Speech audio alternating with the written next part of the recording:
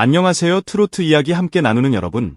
오늘은 많은 분들이 궁금해하셨던 김호중 씨의 교정시설 개인실 생활, 왜 그렇게 편안하다고 불리는지 그 숨은 이유를 깊이 있게 풀어보려 합니다. 단순한 특혜가 아닌 그의 놀라운 긍정 태도와 달라진 하루 루틴, 그리고 그 속에 담긴 진짜 반성과 다짐까지 지금부터 김호중 개인실 라이프의 모든 것을 이야기로 들려드릴게요. 많은 사람들은 처음 이 소식을 들었을 때 믿기 어렵다는 듯 고개를 갸웃거렸다.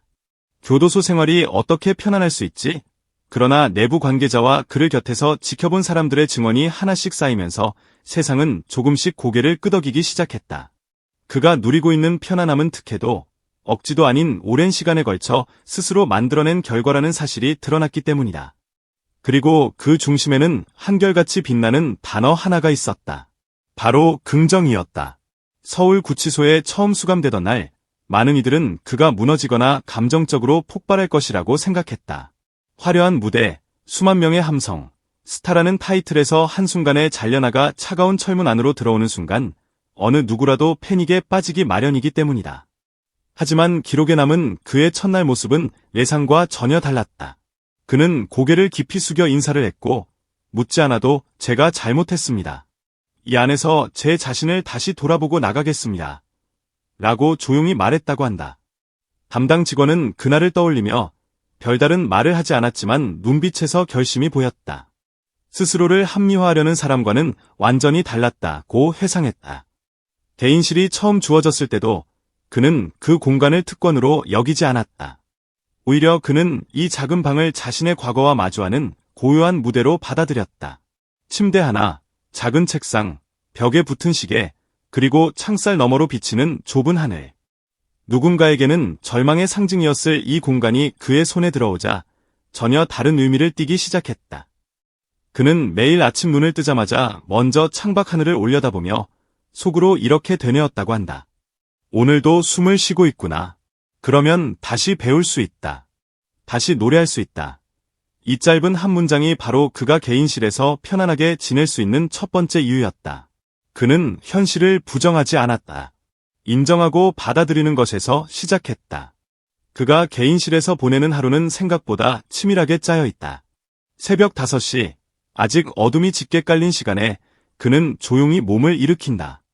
누가 시킨 적도 없지만 그는 항상 가장 먼저 눈을 뜬다. 세면을 마친 뒤 깨끗이 접어둔 작은 노트를 펼쳐 어제의 다짐을 다시 읽는다. 오늘의 고통은 내일의 음악이 된다. 기다림은 형벌이 아니라 준비 시간이다. 나는 다시 무대에 서기 위해 오늘을 견디는 사람이 아니라 오늘을 배우며 사는 사람이다. 개인실이라는 공간은 어떤 이들에게는 외로움과 분노를 키우는 타임캡슐처럼 작용한다. 하지만 김호중은 그 방을 훈련소로 만들었다. 틈만 나면 책을 펼쳐 읽었고 음악 이론서, 성악 발성, 심리학 관련 책, 심지어 종교 서적까지 가리지 않고 읽어나갔다. 그리고 읽은 내용 중 마음에 남는 문장을 작은 포스트잇에 옮겨 적어 벽에 붙였다. 고통은 사람을 부숴버리는 것이 아니라 진짜 자신을 드러내는 거울이다. 진정한 긍정은 현실을 무시하는 게 아니라 현실을 껴안고도 다시 일어나는 힘이다. 그것이 바로 세 번째 이유였다. 개인실은 단순히 혼자 지내는 공간이 아니라 그가 스스로를 매일 다시 빚어내는 조용한 공방이 된 것이다. 그의 긍정적인 태도는 주변 사람들에게도 자연스럽게 퍼져나갔다. 점심시간, 다른 수감자들과 마주칠 때마다 그는 먼저 눈을 마주치며 말했다. 오늘도 수고 많으세요. 그렇게 마음의 문을 닫지 않았기에 물리적인 작은 문은 더 이상 감옥처럼 느껴지지 않았던 것이다. 토요일이면 강당에서 열리는 합창 연습은 이미 소망 교정시설의 명물 같은 풍경이 되었다. 많은 수감자들이 처음엔 내가 무슨 노래냐며 어색해했지만 한 번, 두 번 그의 지휘 아래 입을 열다 보니 어느 순간 모두가 노래를 기다리게 되었다. 그는 연습이 시작되면 항상 같은 말로 입을 뗐다. 음정 맞추는 것보다 더 중요한 게 있습니다. 우리 마음의 숨을 같이 맞추는 거예요. 이 시간만큼은 서로를 비난하지 말고 그냥 한 사람의 사람으로 바라봐 줍시다. 이 말을 들은 순간 일부는 고개를 숙였고 일부는 눈가를 훔쳤다고 한다. 그리고 노래가 시작되면 콘크리트 벽도, 철창도, 죄책감도 잠시나마 자리를 내주고 그 자리를 화음이 채웠다. 이런 모습을 본 직원들이 먼저 감탄했다. 누구보다 커다란 잘못을 저지른 사람이지만 이 안에서만큼은 남들을 일으키는 역할을 한다. 처음에는 눈도 안 마주치더니 나중에는 조용히 고맙습니다라고 하더군요. 그 한마디 때문에 제가 오히려 힘을 얻었습니다. 이곳에 있으면 세상이 멈춘 것 같지만 사실은 제 안에서 천천히 무언가가 자라고 있다는 생각이 듭니다. 저는 여전히 노래하는 사람입니다. 이 문장들을 읽은 팬들은 오히려 자신들이 위로를 받는 기분이라고 말한다. 누군가는 눈물 섞인 답장을 보내며 그에게 희망의 가사를 적어 보냈다. 그리고 그 편지는 다시 그의 개인실 벽에 붙여졌다. 밤마다 그는 그 편지들을 하나씩 읽으며 조용히 중얼거린다. 나는 혼자가 아니다. 나를 믿어준 사람들이 있다. 그러니 나는 반드시 더 나은 모습으로 나가야 한다. 그래서 6번째 이유는 고립된 공간에서 느끼는 연대감이었다. 그는 팬들을 떠올리며 웃었고, 가족을 떠올리며 눈시울을 붉혔고, 무대를 떠올리며 다시 호흡을 다잡았다.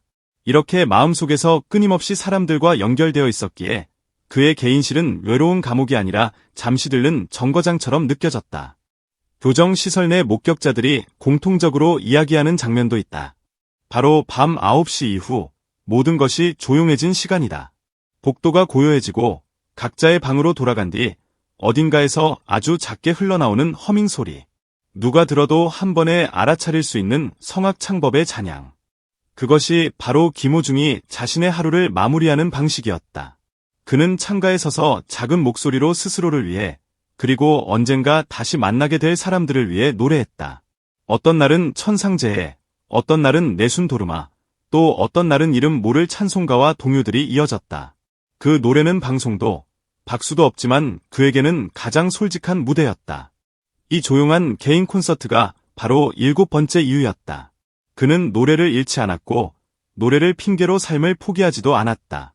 오히려 노래 때문에 더 치열하게 반성했고 노래 때문에 더 깊게 자신을 들여다보았다. 시간이 지나자 그의 얼굴은 달라지기 시작했다.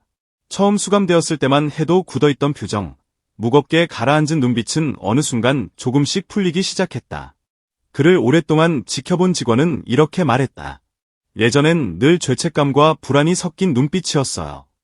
그런데 요즘은 똑같은 공간에 있어도 눈이 맑아졌다는 느낌을 받습니다. 아직도 후회와 미안함이 있겠지만 그 안에서 희망을 붙잡은 사람의 얼굴이죠. 이 변화이자 깨달음이 8번째 이유였다. 그는 자신의 잘못을 부인하지 않았고 그렇다고 과거에만 매달려 자책의 수렁에 빠지지도 않았다. 오히려 내가 여기까지 왔는지, 앞으로 어떻게 살아야 하는지를 끊임없이 기록하고 점검하며 과거를 배움의 자료로 바꿔나갔다. 그래서 그의 개인실은 반성문을 쓰는 방을 넘어 인생 설계도를 다시 그리는 작업실이 되어 있었다. 물론 모두가 그를 이해하는 것은 아니다. 여전히 그의 과거를 용서하지 못하는 이들도 있고 그가 아무리 긍정적인 태도를 보인다고 해도 곱지 않은 시선으로 바라보는 사람들도 있다. 그러나 그런 시선을 누구보다 잘 아는 사람도 바로 김호중 본인이다. 그래서 그는 자신의 편안함을 특권이 아닌 책임으로 받아들인다고 한다. 개인실에서 편안히 생활하는 만큼 그만큼 더 자신을 쥐어짜고 더 치열하게 변화해야 한다고. 넘어졌지만 다시 일어나겠다고, 더 깊은 사람으로 살겠다고, 고통을 음악으로 바꾸겠다고 말하는 한 남자의 긍정적인 태도에 많은 이들이 감탄하는 이유는 결국 단 하나다. 그는 여전히 자신의 잘못을 지우지 않으면서도 그 안에서 새로운 의미를 찾아 나가고 있기 때문이다. 그리고 언젠가 그가 다시 무대에 서게 되는 날 우리는 알게 될 것이다.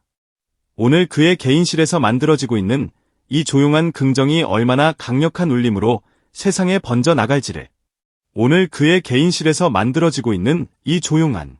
오늘도 끝까지 함께 해주셔서 진심으로 감사합니다. 여러분은 김호중의 어떤 순간에서 가장 큰 울림을 느끼셨나요? 댓글로 솔직한 생각과 마음을 나눠주시면 큰 힘이 됩니다.